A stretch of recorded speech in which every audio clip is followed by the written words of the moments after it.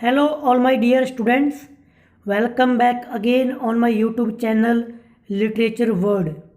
आज की हमारी वीडियो नंबर 5 रहेगी, जिसका टॉपिक रहेगा CLT यानी कि communicative English teaching. My self Harpreet Singh Brar. Basically I am Hanumangarh district of Rajasthan.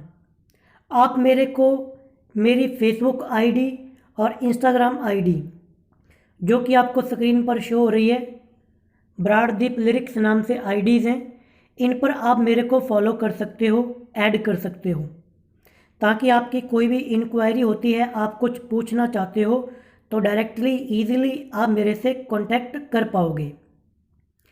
चलिए बात करते हैं हम आज की हमारी वीडियो की। आज की हमारी वीडियो नंबर 5 रहेगी। हम RPSC सेकंड ग्रेड और रीट मेंस के लिए ये वीडियोस को बना रहे थे, क्योंकि रीट का जो मेंस का एग्ज़ाम आपका होने जा रहा है, जिसकी तारीख भी आपको बता दी गई है। इंग्लिश सब्जेक्ट के अंदर आपके टीचिंग मेथड्स दे रखे हैं, वहाँ पर ये आपके लिए बहुत ही ज़्यादा इम्पोर्टेंट वीडियो ये रखती है। RPSC का तो सेकंड ग्रेड का एग्ज़ाम जब मैं वीडियो रिकॉर्ड कर रहा हूँ तो आज 19 दिसंबर हो चुका है। आपके पास तो 20, 21, 22 और 23 को आपका एग्ज़ाम है यानी कि 3 दिन आपके पास। एडमिट कार्ड्स आपके आ चुके हैं। जीके का पेपर आपका 22 दिसंबर को है, इंग्लिश का 23 को है। हमारी वीडियो नंबर 5 रहेगी। आगे मेरे को टाइम लगा तो लास्ट वीडियो एक जो रहती है वो बना दूंगा, हालांकि वो ज़्यादा इंपॉर्टेंट नहीं रखती, इंपॉर्टेंट है बट टाइम मिला तो बनाऊंगा, अदरवाइज़ नहीं। ठीक है। टीचिंग मेथड्स के अंदर चलिए हम आज की इसकी वीडियो पर हम डिटेल के अंदर बात करेंगे कम्युनिकेटिव इंग्लिश लैंग्वेज टीचिंग। हम इंग्लिश लैंग्वेज के लिए हम यूज़ कर रहे हैं, इसका नाम पड़ गया communicative English language teaching. Otherwise इसका नाम होता है CLT यानी कि कम्युनिकेट लैंग्वेज टीचिंग। डिटेल में हम इस पर बात करेंगे। तो मैं आपको स्लाइड्स पर लेके आ गया हूँ, जैसा कि मैंने पिछली वीडियोस के अंदर भी किया था कि जो अपनी कंप्यूटर बेस्ड जो PPTs है वो दिखाने से पहले मैं आपको हैंड रिटन कुछ स्लाइड्स शो करता हूँ, ताकि आपको एक अपना खुद का ऐसे लिखे कि भाई मैंने खुद ने लिख रखा है, या फिर आप खुद भी लिख सकते हो इसको। The communicative approach is based on the idea that learning language successfully comes through having to communicate real meaning। जैसे इसका नाम है कम्युनिकेट यानी कि बातचीत करना, संप्रेषण करना। इसमें क्या होता है, टारगेट लैंग्वेज के अंदर कम्युनिकेट किया जाता है ताकि बच्चे को सीधा मीनिंग समझ आ जाए कि मुझे वो क्या बोला गया है।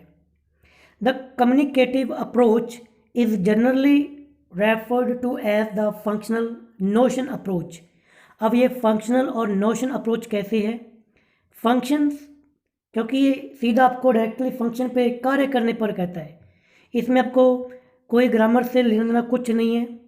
डायरेक्टली मैं कुछ लाइन बोलता हूँ, बस आपको समझ आ जाए, आप कुछ लाइन बोलिए, मेरे को समझ आ जाए in English language. This is the main purpose of this method. Notions means emotions यानी कि आपकी फीलिंग्स, भाव, चाहे उसका सेंटेंस स्ट्रक्चर सही बने चाहे ना बने, बट जो बंदा बात करने वाला उसकी बात समझ में आ जाए। जैसे किसी ने कहा कि सर आई गो, इसमें समझ में आ जाए, वो पूछ रहा है कि सर मैं जाऊँ, हालांकि उसने पूरी लाइन नहीं बोली बट उसका मीनिंग क्लियर हो गया। अब यहाँ पे बता भी रखा है कि फंक्शन का मतलब क्या है। Functions what people want to do with the language, यानी कि लोग भाषा का करना क्या चाहते हैं। फंक्शन क्या है, हम अपने विचार दूसरे को पहुंचाना चाहते हैं, तो सामने वाला अपने विचार थॉट्स को समझ पाए, इतना काफ़ी है। नोशन की बात करें, notion what meaning people want to convey, meaning समझ में आ जाए कि कहने वाला कहना क्या चाहता है। ये दो बातें इसके अंदर मेन होती हैं। बेसिक प्रिंसिपल्स ऑफ टीचर्स, इसमें कौन कौन से बेसिक प्रिंसिपल्स हैं टीचर्स के लिए। A teacher's main role is facilitator and monitor rather than leading the class. Lead नहीं करनी, जैसे पीछे ऑडियो लैंग्वेज मेथड था कि टीचर बोल रहा था, बच्चे पीछे रिपीट कर रहे थे सेंटेंसेस को। इसके अंदर ऐसा नहीं है, इसमें आपको सिर्फ फैसिलिटेटर काम करना है। अब देखो, जिस मेथड के अंदर टीचर एज ए फैसिलिटेटर है, वो मेथड अपने आप ही साइकोलॉजिकल हो जाएगा। जो आज की टीचिंग की डिमांड है, आज की एजुकेशन की डिमांड है। इसका मतलब कि ये कहीं ना कहीं आपका लर्नर सेंटर बन जाएगी ये approach. Activities set by the teacher have relevance and purpose to real life situation. Real life situation आपकी एक मेथड आता है सिचुएशनल मेथड, सिचुएशनल अप्रोच भी बोल देते हैं। इसमें रियल लाइफ को लेकर कुछ ऐसी अप्रोचेस बना दी जाएंगी, एक्टिविटीज़ करवाई जाएंगी। जैसे किसी बंदे को, किसी टीचर, किसी लर्नर को क्लास के अंदर, किसी स्टूडेंट को आपने डॉक्टर बना दिया, एक को मरीज बना दिया, पेशेंट बना दिया। अब कहना है कि बेटा तू डॉक्टर वाली कुछ कोई भी बात है इसमें इंग्लिश में बोलेगा, और दूसरे को बोल दिया कि आप एज ए पेशेंट इंग्लिश के अंदर बात से पूछो, वो कहेगा डॉक्टर आई पेन हार्ट। मतलब कि वो बंदा कहीं ना कहीं उसका रियल लाइफ में इम्प्लीमेंट भी करता है। Lessons are usually topics or theme based with the target grammar hidden in the context. Grammar इसके अंदर छिपी हुई होती है, ठीक है। Emphasizes on the engaging learner is more useful and authentic language. इसमें एम्फेसाइज किया जाता है, मेन जो फोकस किया जाता है लर्नर को एंगेज करना है टारगेट लैंग्वेज के अंदर, ताकि वो उसका यूज कर पाए। अब basic principles for the learners, बच्चे के लिए क्या क्या काम होंगे इसके अंदर। टीचर का देख लिया, टीचर के क्या क्या काम थे। वो फैसिलिटेटर का काम करेगा, एक्टिविटीज़ करवाएगा, और वो इस ग्रामर जो हिडन जो कॉन्टेक्स्ट है वो समझाएगा कि ग्रामर कहाँ पे है इसके अंदर, और बच्चे को एंगेज करेगा बोलने के लिए। 4 काम थे। अब लर्नर के क्या काम है, सीखने वाला जो बच्चा है, शिक्षार्थी है, बालक है, वो क्या करेगा। Language is created by the individual often through trial and errors. इसमें बच्चे को बोलना है कि तू बोल, कैसे मर्जी बोल, बट इंग्लिश में बोल। गलत बोल रहा है डोंट वरी, क्योंकि इसके अंदर एरर्स को टॉलरेट किया जाता है, सहन किया जाता है। मान लो बच्चे को ये बोलना है कि मेरे को सर पानी पीने जाना है, तो बच्चे बोले sir I water go.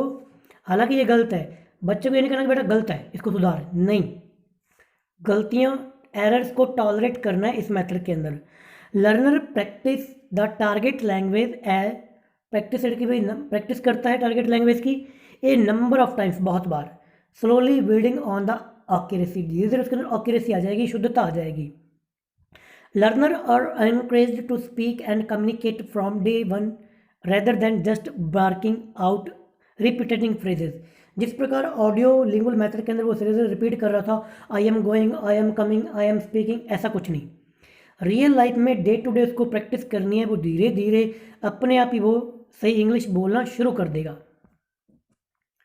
Learner practice the target language as you बोल दिया, अपना सेकंड वाला हो गया। नंबर 3 पे देखो, learners interact with each other in pair और ग्रुप्स। इसमें बच्चों के पेयर ग्रुप बना दिए जाएंगे ताकि वो आपस में कम्युनिकेट करें in target language. And what is our target language? English.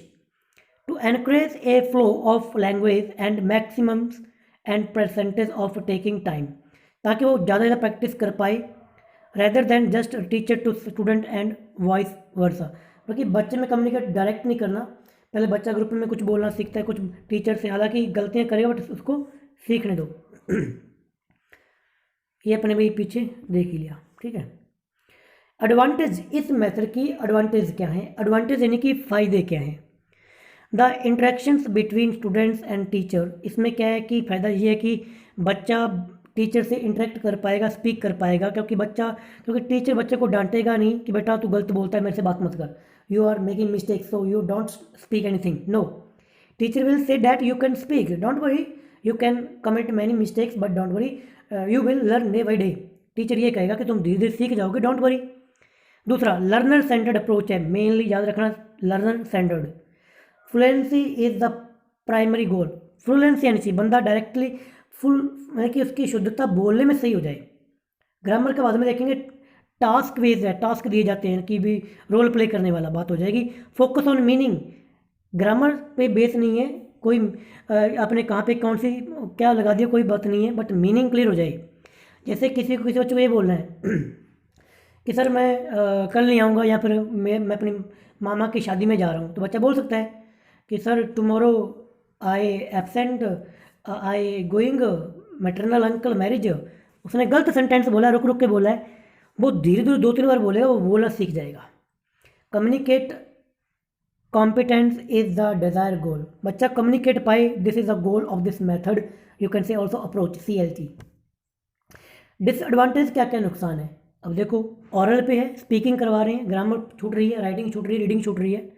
CLT approach focus on the fluency but not accuracy in the grammar and pronunciation.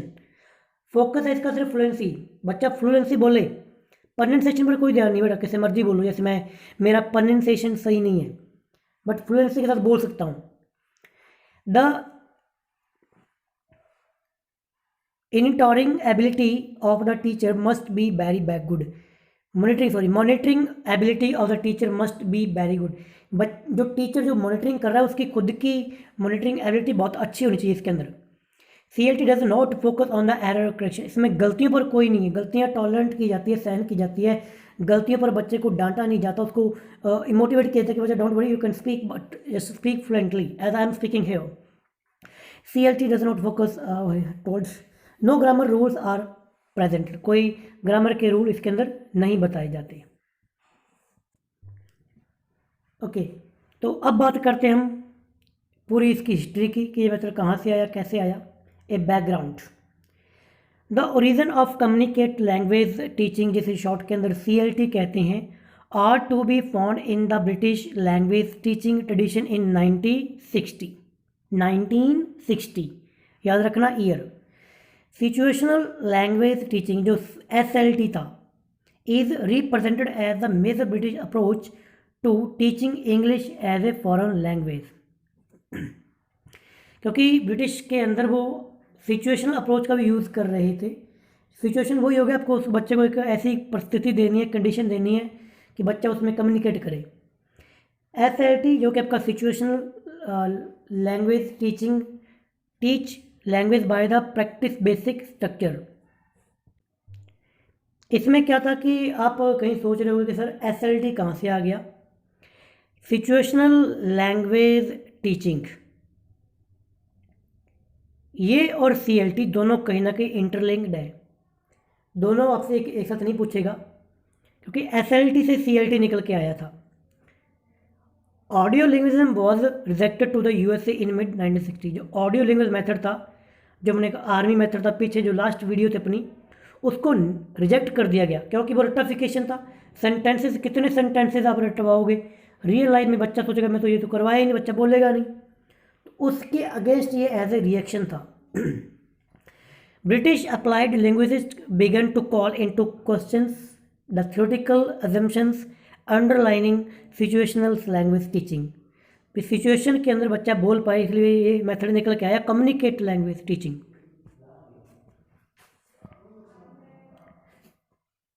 Scholars who advocated this view of language, वो लोग जो इस method को के हक में हैं, जहाँ इसकी प्रेज करते हैं, जो इसको सही मानते हैं। ब्रिटिश फंक्शनल्स लिंग्विस्टिक हैलिडे, एक तो ब्रिटिश के थे Halliday, American sociolinguistic Dell Hymes, ये इंपॉर्टेंट है, Dell Hymes, and work in the philosophy J. Austin. ये तीन बंदों का नाम याद रखना जो इस मेथड को सही मानते हैं। There was a need in Europe to teach adult the major language of the European common market and in 1971 के अंदर a group of experts began to investigate the possibility of development language course. भाई language course को कैसे develop किया जाए, इसके लिए एक ग्रुप बनाया गया, in which learning task are broken into units. Task दिए गए कि आप सिखाओ बच्चों को कैसे सिखाया जाए। 1972 के अंदर, इन 1972 D.A. विल्किंस, याद रखना विल्किंस, प्रपोज्ड ए फंक्शनल और communicative syllabus for language teaching. उन्होंने एक फंक्शनल को कम्युनिकेट करने के प्रपोज्ड बताया, कम्युनिकेट के जरिए भाषा को सिखाया जा सकता है, नाम रखना Wilkins. His contribution was an analysis of the communicative meaning that a language learner need to understand the express। उन्होंने ये कहा कि बच्चे को कम्युनिकेट करना सिखाइए ताकि बच्चा मीनिंग को समझ के बोल पाए।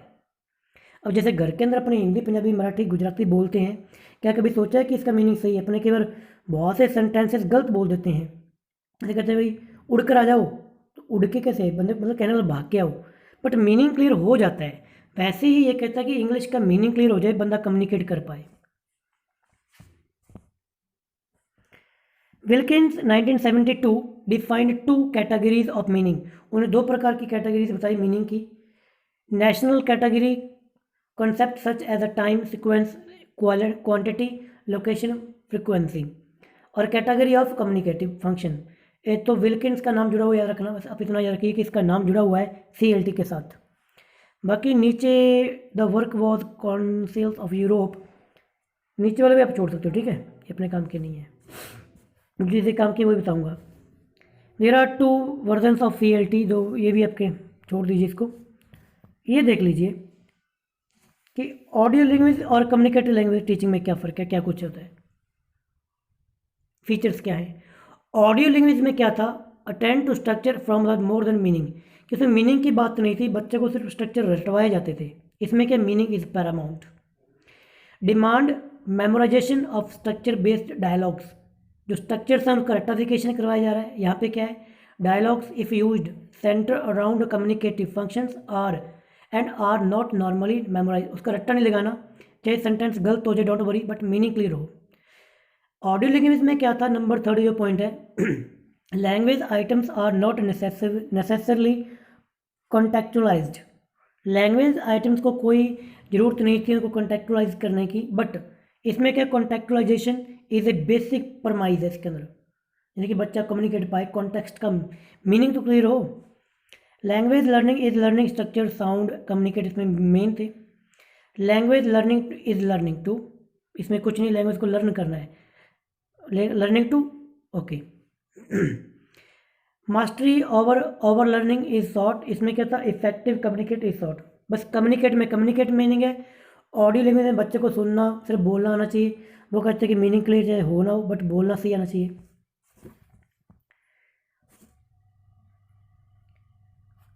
इसमें इस स्लाइड में आपको याद रखना है कि CLT में हाइमस का नाम जुड़ा हुआ है 1972 से, ठीक है, क्योंकि उन्होंने इस बेस को दिया था। एक नॉम चॉम्स्की नाम का थ्योरी जो आई थी, जो कि कॉम्पिटेंस पे बात करती थी, थ्योरी ऑफ कॉम्पिटेंस थी, उन्होंने भी कहीं ना कहीं कॉम्पिटेटिव की बात की थी, ठीक है। उन्हीं के से लेकर Hymes coined this term in order to contrast a communicative view of language and Chomsky's theory of competence. ये आप छोड़ दीजिए, ये आपके काम के नहीं है, ओके ओके ओके, ये भी छोड़ दीजिए, ओके। तो लास्ट में आप इसका कंक्लूजन देख लीजिए कि मेन सार निकल के क्या आ रहा है इसके अंदर।